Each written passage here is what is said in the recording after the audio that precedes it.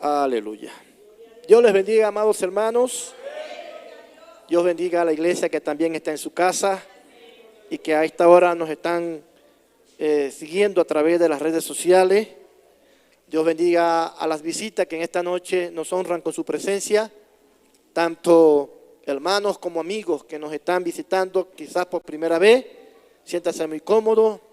Esta es la casa de Dios, pero hoy también es su casa. Dios bendiga a la hermana Yolanda, la pastora de la iglesia, quien ahora mismo sabemos que está en su casa de reposo, pero que está allí también conectada a través de la transmisión. Bien, hermano, vamos a aprovechar el tiempo porque el tiempo pasa y no perdona. Y de inmediato entramos a la enseñanza en Romanos capítulo 3. Capítulo 3 de Romanos. Y vamos a leer allí desde el verso 21 al verso número 24.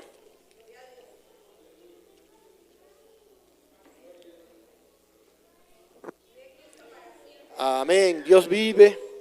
Vamos a leer estos versículos rápidamente. Verso 21 al 24, como sigue, en el nombre del Padre, del Hijo y del Espíritu Santo. Amén. Pero ahora, aparte de la ley, se ha manifestado la justicia de Dios, testificada por la ley y por los profetas.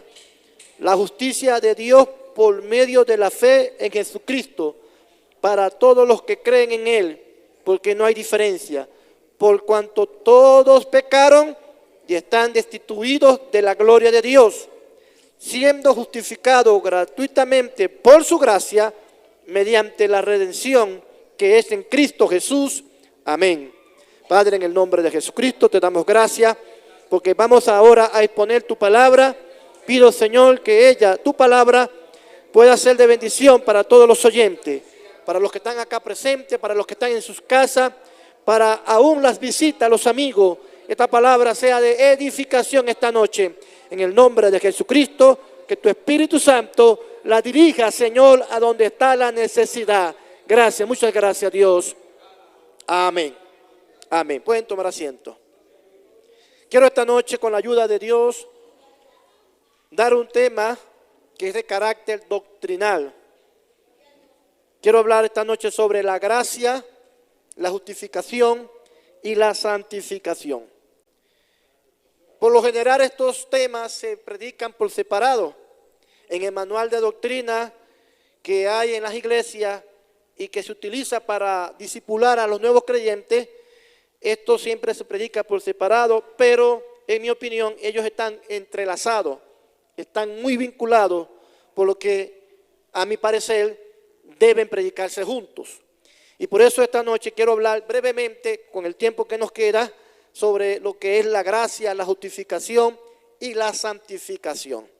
Y es importante que como iglesia tengamos claro el significado de lo que esto representa, de lo que esto significa, porque la base de la fe cristiana prácticamente está allí en estos conceptos. ¿Qué es la gracia? La gracia es un acto soberano de Dios. Quiero que entiendan bien las definiciones. La gracia es un acto soberano de Dios. Es decir, que depende de Dios solamente. Eso no tiene que ver con la responsabilidad humana. Solo y únicamente está en la soberanía de Dios. Es un acto soberano de Dios por medio de la cual gratuitamente e inmerecidamente y a cambio de nada, Dios da la salvación. Pero no solo la salvación, también da la sanidad divina. Pero también da todos aquellos beneficios que Él ha prometido para su pueblo, para nosotros. Repito, es un acto soberano de Dios en el que Él da gratuitamente, inmerecidamente y a cambio de nada la salvación. A Dios damos la gloria. En otras palabras, a Dios le place en su soberana voluntad otorgarnos algo que no merecemos, por el cual no hemos pagado ni podremos pagar nunca. Es algo que Él lo hace, como ya lo dije, porque es soberano, pero también porque Él es un Dios de amor. A Él damos la gloria. El mayor exponente de la doctrina de la gracia fue el apóstol Pablo. Él fue el que más predicó sobre este tema. Fue el que más escribió sobre este tema. Algunos no lo entendían, ni aún ahora lo entienden. Pero él escribió inclusive capítulos enteros tratando de explicar lo que era el concepto de la gracia. Y sobre esto, él dijo tres cosas importantes que las quiero resumir rápidamente. Primeramente, ya lo dijimos en el concepto, que la gracia era gratuita. Ahí mismo en Romanos 3:24 lo acabamos de leer. En el versículo que acabamos de leer, dice, siendo justificado gratuitamente por su gracia. Número 2, Pablo dijo que la gracia se recibe por medio de la fe. Eso se encuentra en Romanos capítulo 1, verso 2. Vamos un momentico aquí al capítulo 1, no cierre su Biblia. En el capítulo 1, en el versículo 2, Romanos 5. Gloria a Dios. Romanos 5, versículos 1 y 2. Justificados pues por la fe, tenemos paz para con Dios por medio de nuestro Señor Jesucristo, por quien también tenemos entrada por la fe a esta gracia. Repito, tenemos entrada por la fe a esta gracia. Pablo dijo que la gracia la recibimos de Dios solo por creer en Dios. ¿Me está entendiendo? Y número 3, también dijo que la gracia era suficiente. Era suficiente. ¿Qué significa que es suficiente? Que no se necesita algo más. Que ella basta y sobra para la salvación. A Dios damos la gloria. Vamos un momento a Efesios. Efesios capítulo 2. En el capítulo 2 de Efesios, en el verso 8, dice, versos 8 y 9, porque por gracia soy salvo por medio de la fe, y esto no de vosotros, pues es un don de Dios. Amén. No por obras, para que nadie se gloríe. En otras palabras, la gracia es suficiente. Las obras no hacen falta. Alguien dijo, ¿cómo que no hace falta? Bueno, las obras son el resultado, son la expresión de alguien que ha nacido de nuevo, de alguien que ha conocido a Dios, de alguien que tiene el amor de Dios en su vida, pero no es la base, no es el fundamento para recibir el regalo de Dios. El regalo de Dios es por gracia, es por algo que no merecemos, sino porque Dios en su soberana voluntad place hacerlo. El concepto de gracia es un concepto muy sencillo. La definición es muy sencilla. Sin embargo, con todo y que es un concepto sencillo, para la gran mayoría de muchos cristianos inclusive, es muy difícil de entender. ¿Por qué es difícil de entender el concepto de gracia? Porque en nuestra mente humana no cabe la idea de que nosotros podamos recibir algo gratuitamente. De que nosotros podamos alcanzar el favor de Dios sin hacer nada. Por eso se nos hace difícil entender ese concepto. Y en ese sentido muchos se inventan cosas, le añaden a la Biblia cosas, como para tratar de hacernos entender de que nosotros tenemos que dar algo por lo que Dios nos da. Hermanos míos, si eso es así, si eso es así, entonces ya no sería gracia, sino que sería un pago, una gratificación, porque Dios nos estaría dando algo por algo que ya nosotros le hemos dado. Y la gracia no tiene que ver con nada que Dios nos paga, porque nosotros nunca podremos, nunca vamos a poder pagarle a Dios por algo que Él nos da.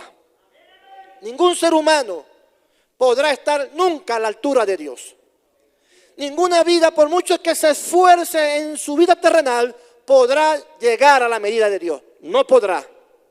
El ser humano por naturaleza siempre será imperfecto. Siempre tendrá defectos.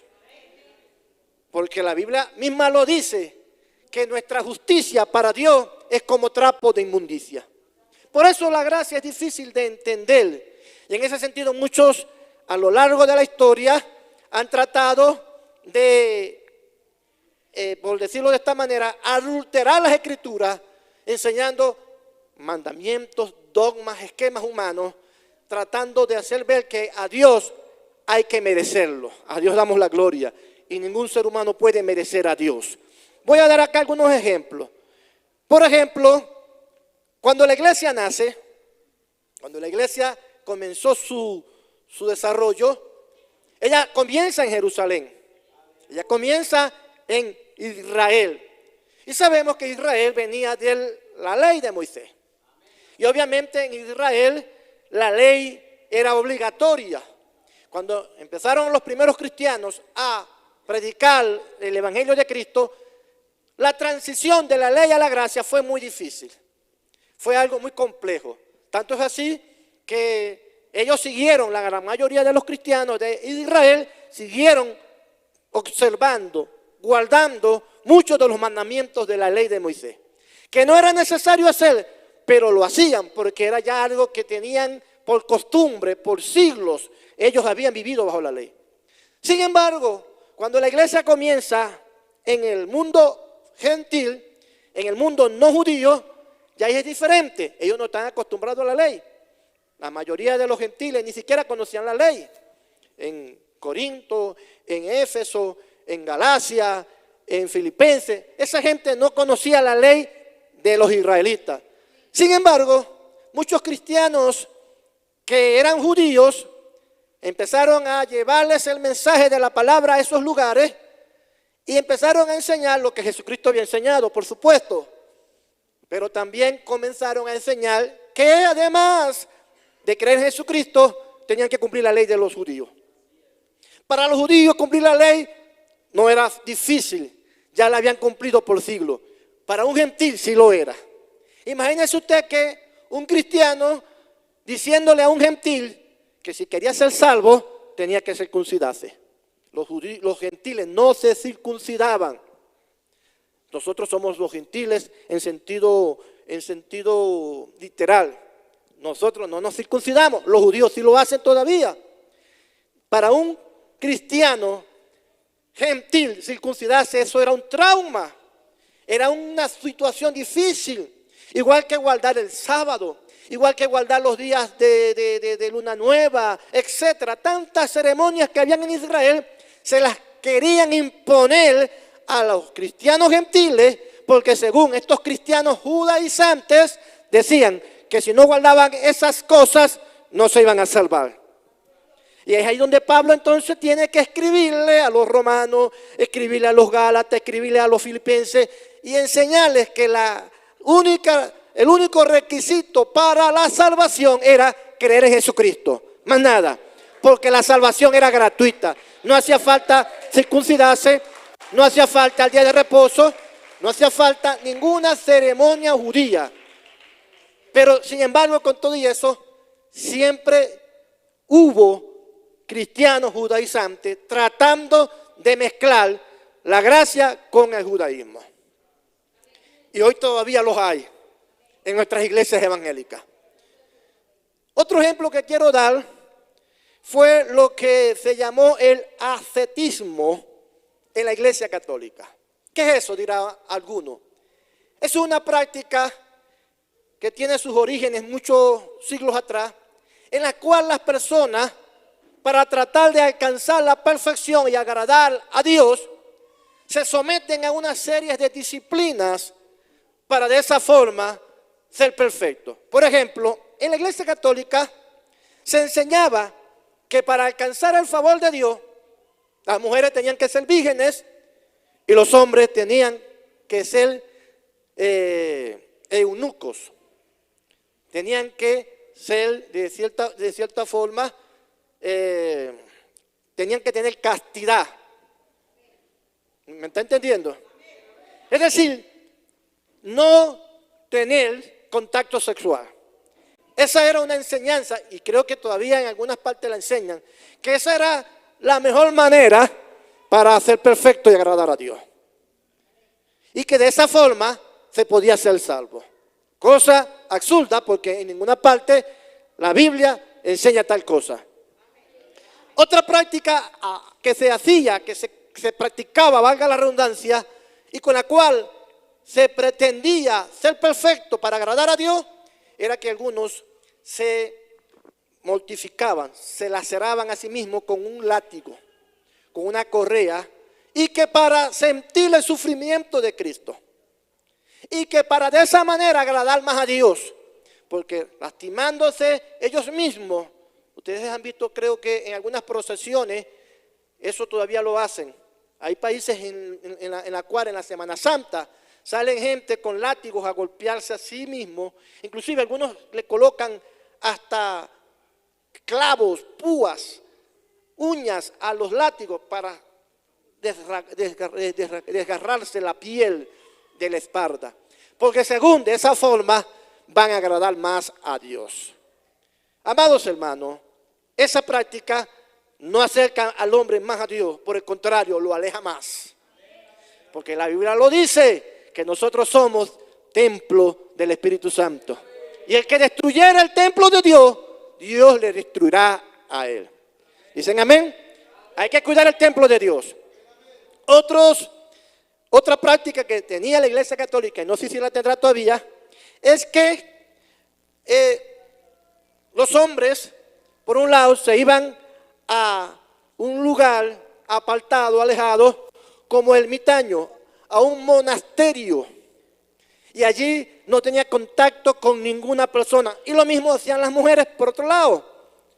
Las mujeres llamadas monjas y los hombres monjes, alabados a Dios. Entonces ellos se aislaban de la sociedad. ¿Con qué propósito? Con el propósito según de no contaminarse, de no recibir nada del mundo. Y en ese sentido ellos estaban ermitaños para tratar de alcanzar la perfección. También se acostumbraba a dormir en el suelo, porque según de esa forma se estaba más cerca de Jesús. También se enseñaba que entre más pobre se era, más cerca de Dios se podía estar. A Dios damos la gloria. También, hermanos, se practicaba el ayuno como un medio de perfección, como un medio de agradar más a Dios y de obtener su favor. Un ayuno que no tenía el propósito de lo que la Biblia enseña para qué es el ayuno. También se practicaba la castración. Los hombres se castraban para poder de esa forma agradar más a Dios. Ahora, ¿de dónde salieron esos conceptos? ¿De dónde sacaron ellos esas ideas de que así de esa forma se podía agradar más a Dios? Cuando estaba claro, y está claro en la Biblia, por todos lados, que para agradar a Dios solo basta y es necesaria la fe. Porque sin fe es imposible agradar a Dios. Alabado sea Dios. Por eso Lutero se salió de la Iglesia Católica. Denle ese aplauso al Señor, aleluya. A Dios damos la gloria. Bendecimos el nombre del Señor. Por eso Lutero se tuvo que ir de la Iglesia Católica. Porque Lutero un día leyendo Romanos se dio cuenta donde dice que el justo por la fe vivirá. Cuando él leyó ese versículo que ya tenía allí siglos de estar escrito y que quizás lo había leído muchas veces, pero como en ese momento él tenía la iluminación del Espíritu Santo y entendió lo que significaba vivir por fe, entonces él allí se levantó y dijo, no, ya esto no puede ser así. Él se levantó y se rebeló contra la Iglesia Católica. Él fue considerado un hereje, lo mandaron a matar varias veces, pero no pudieron, Dios lo libró. Pero amados hermanos, el punto aquí es que la gracia es suficiente para la salvación. Usted puede hacer muchas cosas para tratar de agradar a Dios, pero todo lo que usted haga para tratar de agradar a Dios será inútil, será inservible, porque la gracia implica de que nosotros le agradamos a Él solo por el hecho de creer en Jesucristo. Gloria a Dios. Ese es el primer punto, la gracia. Ahora la justificación. ¿Qué es la justificación? La justificación es el acto soberano de Dios. También es un acto soberano de Dios. Por medio de la cual un hombre por la fe en Jesucristo, es declarado justo por Dios. No lo declara un juez, no lo declara un tribunal, no lo declara la sociedad, no lo declara la religión. Es Dios quien dice, tú eres justo. ¿En qué momento Dios hace eso? En el momento en que el hombre o la mujer cree en Jesucristo. Usted es justo, hermana. Usted es justo, hermano. Usted dirá, pero ¿cómo es que yo soy justo si yo tengo tantos defectos? El hecho de que usted es justo no es porque usted practica la justicia. El hecho de que usted es justo porque Dios dijo, tú eres justo. Ah, pero ¿qué he hecho yo para ganarme ese título? El hecho de que usted cree en Jesucristo lo hace ser justo.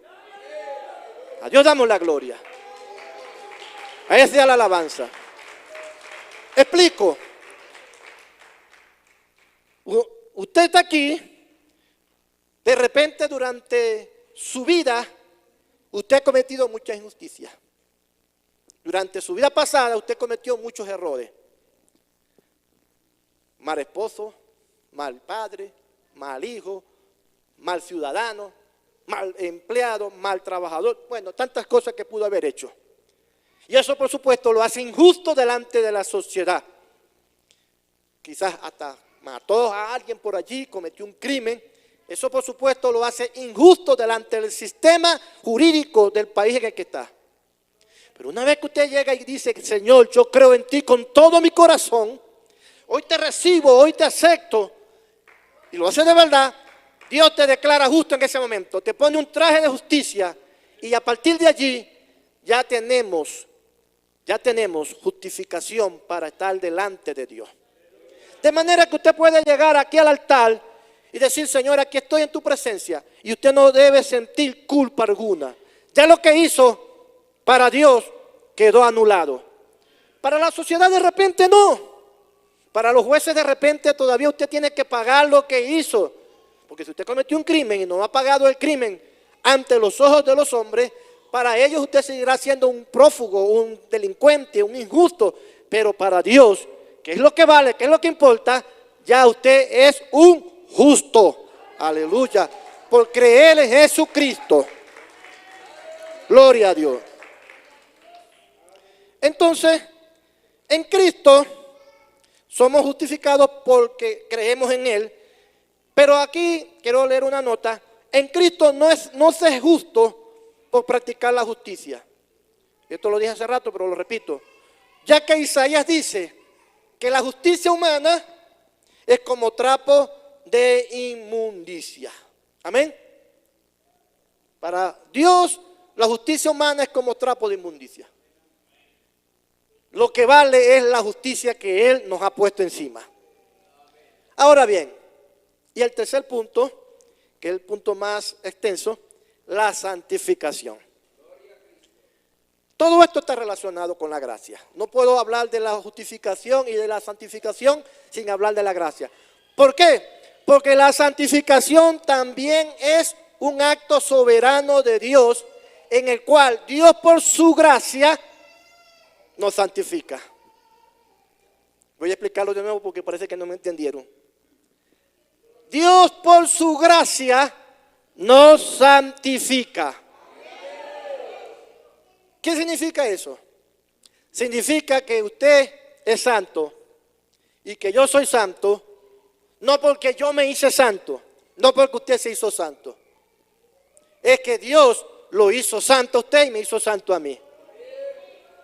Porque Él en su gracia, cuando creímos en Jesucristo, Él nos limpia de todo pecado. Y el limpiar significa santificar. Vamos a leer algunos versículos rápidamente, que el tiempo vuela y no perdona. Hebreos, capítulo 10, verso número 10. Dice, en esa voluntad, Hebreos 10, 10, lo puede anotar si voy muy rápido porque el tiempo no nos da. En esa voluntad somos santificados mediante la ofrenda del cuerpo de Jesucristo, hecha una vez para siempre. ¿Cómo somos santificados? Mediante la ofrenda de Jesucristo, que fue su cuerpo, pero también fue su sangre. Cristo nos santificó cuando murió en la cruz y nosotros creímos en Él. Vámonos un momento ahí mismo en Hebreos, capítulo 14. Perdón, verso 14 del mismo capítulo 10, me equivoqué. Regresemos, capítulo 10, verso 14. Porque con una sola ofrenda hizo perfectos para siempre a los santificados. Esto habla del sacrificio de Cristo. Ahora sí, vámonos a Hebreos 13, el versículo 12. Por lo cual, también Jesús, para santificar al pueblo, mediante su propia sangre, padeció fuera de la puerta. Noten bien los versículos que estamos leyendo. Dice que fuimos santificados por Jesucristo mediante su sangre. Le damos otro versículo, otro capítulo en Efesios capítulo 5. Efesios capítulo 5, vamos a leer allí el verso 26. Dice, para santificarla, hablando Jesucristo de la iglesia. O sea, hablando Pablo de Jesucristo sobre la iglesia. Para santificarla, habiéndola purificado en el lavamiento del agua por la palabra, a fin de presentársela a sí mismo una iglesia gloriosa, que no tuviese mancha ni arruga, ni cosa semejante, sino que fuese santa y sin mancha. Alabado sea Dios. Y por último, vámonos a 1 Corintios, capítulo 6, verso 9. 1 Corintios, capítulo 6, verso 9. Bueno, vamos a leer vamos a leer el verso 9. ¿No sabéis que los injustos no heredarán el reino de Dios? No erréis, ni los fornicarios, ni los idólatras, ni los adúlteros, ni los afeminados, ni los que se echan con varones, ni los ladrones, ni los ávaros, ni los borrachos, ni los maldicientes, ni los estafadores heredarán el reino de Dios. Y esto erais algunos, mas ya habéis sido lavados, habla en pasado, ya habéis sido santificados, ya habéis sido justificados en el nombre del Señor Jesús y por el Espíritu de nuestro Dios. Y hay muchos versículos más, pero si me pongo a leerlos todos no nos da la hora. Entonces vemos allí que la fuente de la santificación en nosotros no proviene de nosotros, no proviene de un acto humano, proviene de Dios. El día en que usted y yo llegamos a Cristo, llegamos sucios, llegamos inmundos, llegamos cochinos, llegamos llenos de pecado. Pero Cristo, cuando nosotros le aceptamos, le recibimos, ya hemos leído los versículos, por medio de su sacrificio y su sangre, nos limpia, nos lava, nos santifica. A partir de allí, usted y yo, por la gracia, somos santos. Ya somos santos. No es que vamos a ser santos con el tiempo, es que ya a partir de ese instante, por la fe, somos santos. Por eso es que está vinculado el tema de la gracia con la justificación y la santificación, porque son actos soberanos de Dios, en la cual Dios decide hacer la obra que Él hace porque nosotros creemos en Él. Pero viene el otro punto. ¿Cuál es el otro punto? De la misma manera en que el Señor nos lava a nosotros, nos limpia, nos emblanquece, así como usted cuando lava un vestido, un traje que era, vamos a ponerle de color blanco, usted lo lava y lo deja pulcro, lo deja bien limpiecito. Ese traje, para que se mantenga así, tiene que ser apartado, tiene que ser conservado. No puede acercarlo a la suciedad, no puede acercarlo al polvo, al lodo. ¿Por qué? Porque si lo acerca, se ensucia, se mancha. Es decir, ya está limpio, pero se puede volver a ensuciar. No es que está limpiándose, ya está limpio, pero usted tiene que conservarlo. Así consiste la santificación en nosotros una vez que ya somos limpiados. Cuando la palabra de Dios dice, por ejemplo, en 1 de Pedro 1, verso 15, sé santo porque yo soy santo, ahí el Señor nos está diciendo que nos mantengamos alejados de la suciedad. Eso es lo que significa ser santo. Que nos mantengamos alejados de la inmundicia. Que nos mantengamos alejados del pecado, porque ya hemos sido emblanquecidos y si nos acercamos al pecado, nos manchamos. Y entonces en ese sentido dejamos de ser santos. Y una hermana por acá, amén. Si usted está lavada, si usted está lavado, ¿cuántos lavados por la sangre de Cristo hay acá? Usted está limpio. Pero si usted se acerca donde está la suciedad, que es el pecado, usted va a dejar de ser limpio. Va a dejar de ser santo. Y por lo tanto, entonces allí va a tener que volverse a meter en el lavabo. Alabado sea Dios. Vamos a leer aquí otra cita, porque el tiempo no nos da mucho, pero vamos a decir, vamos acá a, por ejemplo, Primera de Tesalonicenses 4:3. Primera de Tesalonicenses 4:3.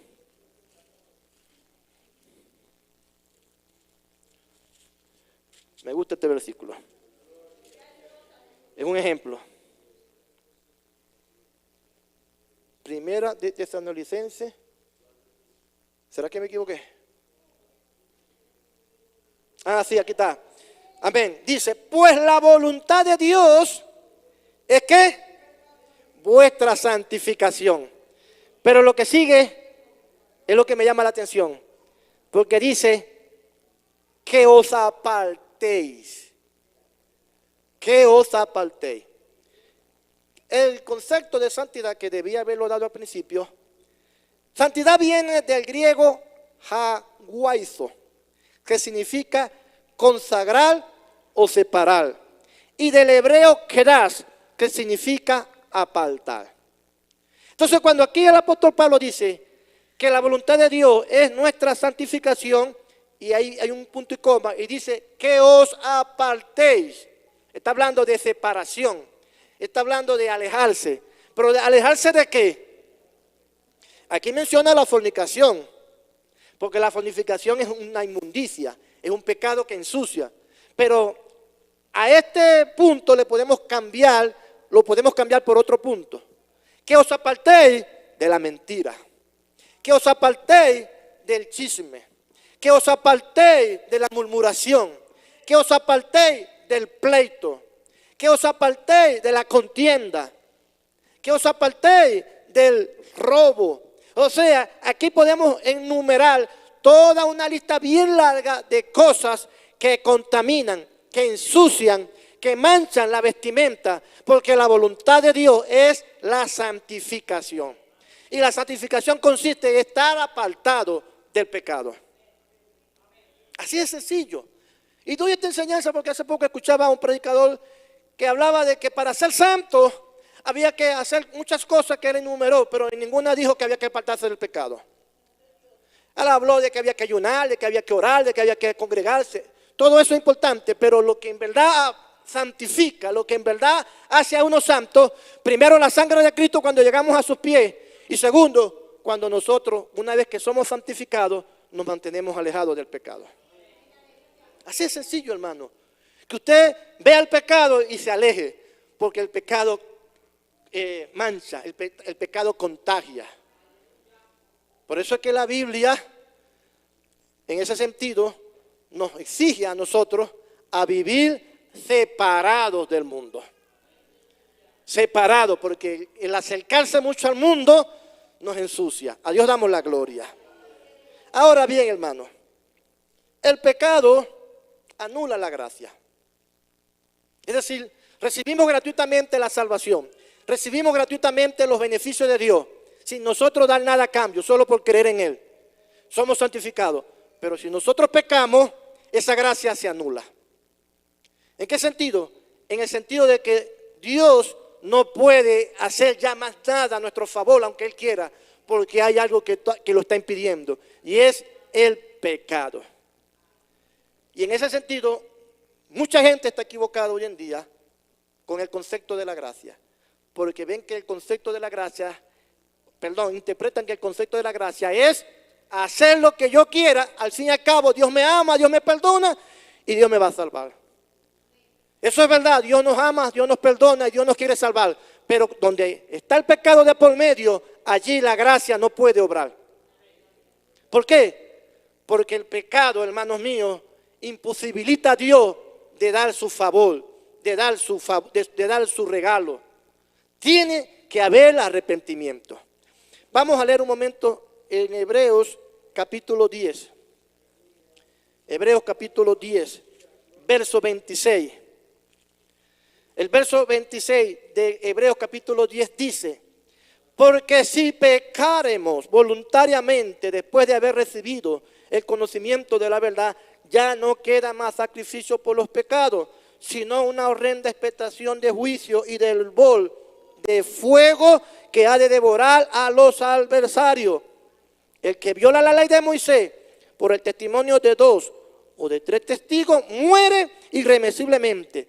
¿Cuánto mayor castigo pensáis que merecerá el que pisoteare al Hijo de Dios y tuviere por inmunda la sangre del pacto en la cual fue santificado e hiciere afrenta de su espíritu de gracia? Fíjense que hay un peligro para aquel que interpreta que la gracia se puede abusar de ella.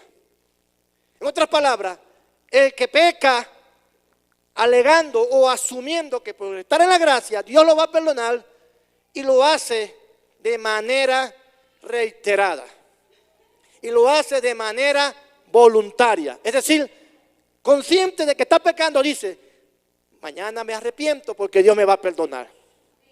No es lo mismo cuando uno peca por error o por debilidad o por un momento de qué sé yo, de arranque, o por un momento de tentación, porque el diablo tienta. A cualquiera nos puede pasar eso en cualquier momento. Pero una vez que eso sucede, hay 2 cosas que uno tiene que hacer: confesar y pedir perdón. Porque la conciencia de una vez comienza a obrar. La conciencia comienza a acusarlo a uno: ya pecaste. ¿Y qué tiene que hacer uno? Hacerle caso a la conciencia. Aunque uno debería, más que hacerle caso a la conciencia, hacerle caso a la palabra. Porque la palabra ante de la conciencia nos advierte. ¿Por qué? Porque la Biblia enseña que Dios siempre advierte al que va a pecar antes de que peque. Pero si aún con todo y eso pecó, la conciencia luego viene y te acusa. Entonces uno debe arrepentirse. Pero hay aquel que bajo el concepto de que está en la gracia, pecó hoy, sabiendo de que está pecando, no siente ningún mal, mañana me arrepiento. Y puede ser que sí, que venga y se arrepienta y diga que pida perdón, pero haga otra vez lo mismo al otro día. Como Sansón, usted sabe la historia de Sansón, que pecaba un día, al otro día pecaba, así andaba pecando de cada rato, hasta que un día ya no hubo más gracia para él. Entonces hay un peligro para aquel que peca creyendo de que porque estamos en la gracia va a ser siempre perdonado. Tenga cuidado, porque ahí lo dice Hebreo: hay de aquel que pisoteare la sangre de Cristo y de que abuse de la gracia de Dios. Alabado sea el Señor. Pero cuando se peca sin haber meditado en el pecado, sin haberlo planificado, cuando se peca, como ya lo dije, porque hubo una tentación y somos débiles, porque hubo un momento de arranque, un momento de ira y hacemos algo que a Dios no le agrada y después reflexionamos, entonces en ese sentido toca el arrepentimiento, y cuando hay arrepentimiento hay perdón del pecado. Vamos a leer un momentico en 1 de Juan capítulo 1 verso 9. Es el último versículo que leemos. 1 de Juan capítulo 1 verso 9. Si confesamos nuestro pecado, Él es fiel y justo para perdonar nuestros pecados y limpiarnos de toda maldad. Pero esto aplica a los pecados que ya he dicho, que se han cometido por arranque, por debilidad, porque, bueno, en algún momento usted se descuidó, dejó de orar, porque cuando uno no ora se debilita, dejó de leer la Biblia, y cuando uno no lee la Biblia se debilita, usted dejó de congregarse, y cuando uno no se congrega se debilita. En fin, usted deja de estar en comunión con Dios, y cuando usted deja de estar en comunión con Dios, usted se debilita, y el diablo le va a venir a atacar por la parte en donde usted es más vulnerable. Si usted es iracundo, por ahí se le va a meter, le va a poner a alguien allí que le va a escupir la cara, para que usted se ponga bravo y le escupa también la cara a él. Le va a poner a alguien que le va a hacer la vida imposible de acuerdo a su debilidad. Si usted en el pasado era una persona mujeriega, hablando de los hombres, mujeriego, perdón, el diablo le va a poner allí esa tentación. Y si usted no es de los que está orando, de los que está alimentándose espiritualmente, en algún punto puede ceder, puede caer. Pero ¿qué pasa? Usted cayó, usted cometió un pecado, se manchó su vestimenta de santidad. Entonces, ¿qué dice la Biblia que tiene que hacer? Tiene que pedir perdón y confesar el pecado para que sea otra vez, como dice allí, lavado. Porque dice allí, Él es fiel y justo para perdonar nuestros pecados y limpiarnos. Es decir, hay una nueva limpieza. La primera vez que usted aceptó a Cristo fue limpiado. Si volvió a pecar, como ya lo hemos dicho, y pidió perdón, si usted lo hace de corazón, otra vez es limpiado. Es decir, es santificado. Pero el que santifica es Dios.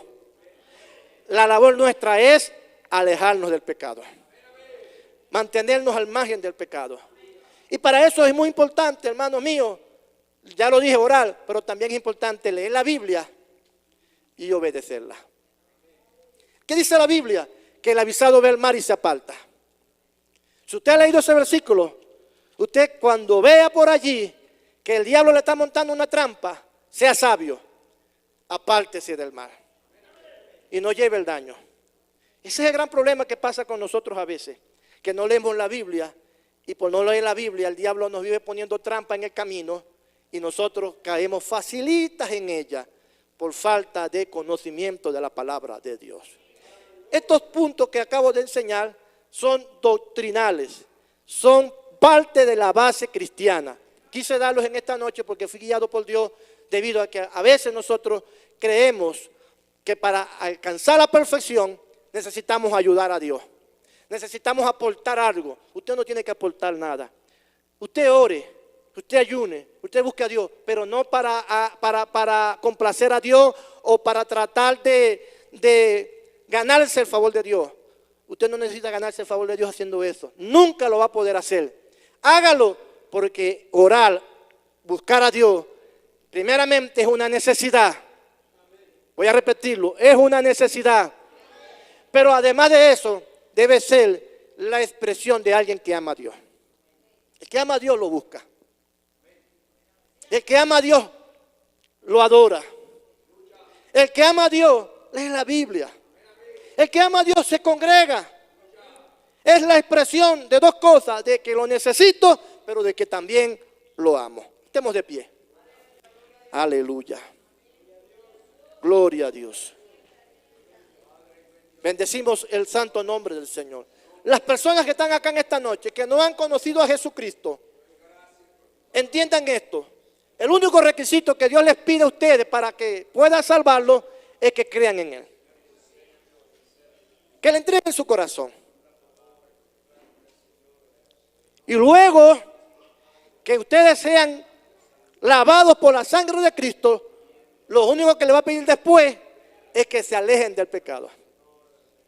Que ya no sean borrachos, que ya no sean drogadictos, que ya no sean fornicarios, que ya no sean mentirosos, que ya no sean maldicientes. Es decir, que se alejen de todo lo que les puede contaminar sus vestimentas, que ya han sido emblanquecidas por Cristo en aquella cruenta cruz. Padre, gracias en esta noche. Gracias, Señor. Tu palabra es la verdad. Gracias en el nombre de Jesucristo. Mira aquellas vidas que ahora mismo están aquí, Señor. Si hay alguno que en esta noche quiere entregarle su vida a Cristo, yo le hago un llamado. Rápidamente lo puede hacer allí en su lugar si quiere, levantar su mano. Levantar su mano solamente y estaremos orando por usted. Usted lo único que tiene que decir: Señor, yo soy pecador, yo quiero que tú me perdones y me laves con la sangre de tu Hijo amado. Alabado sea el Señor. A Dios damos la gloria. Precioso el nombre del Señor. Amén, gloria a Dios. Gloria a Dios. Confesar que Cristo es el Señor es el primer paso. Porque a partir de allí comienza la salvación. A Dios damos la gloria. Aquí vienen dos personas más. Adoramos al Señor. Gloria a Dios. Gloria a Dios. La oración del pecador es sencilla. La oración del pecador es aquella en la que uno le dice a Dios que uno es pecador y que necesita ser perdonado. Todos nacemos pecadores. Aún los niños que son inocentes son pecadores. Amén. Aquí viene otro joven. Todos somos pecadores desde el vientre de nuestras madres. Sin embargo, cuando uno llega a Jesucristo, a partir de allí ya no somos pecadores. Yo he escuchado a predicadores decir que nosotros somos pecadores arrepentidos. No, somos cristianos arrepentidos, ya no somos pecadores. El pecado quedó borrado, quedó sepultado. La Biblia dice que Él lo echó a lo profundo de la mar para no acordarse más de ello. Ya usted no va a ser pecador una vez que Cristo venga a su corazón.